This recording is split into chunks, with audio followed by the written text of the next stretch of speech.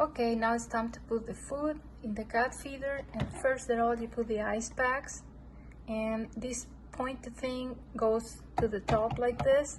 If you do it this way, it's not going to work, so this is the way you have to do it, making sure this is totally flat so that you don't have problems with the feeding tray. Now you put the feeding tray. You can see I already put the cat food, the wet food, the dry food, the treats and everything.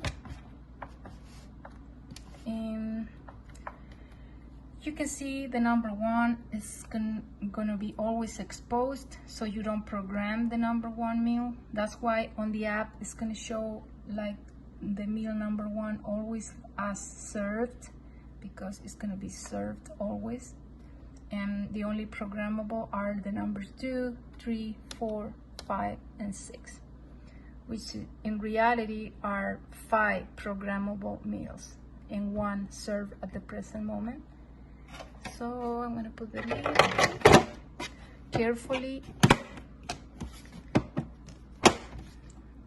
That's the noise you need to hear, like a snap on, because that means it's well put.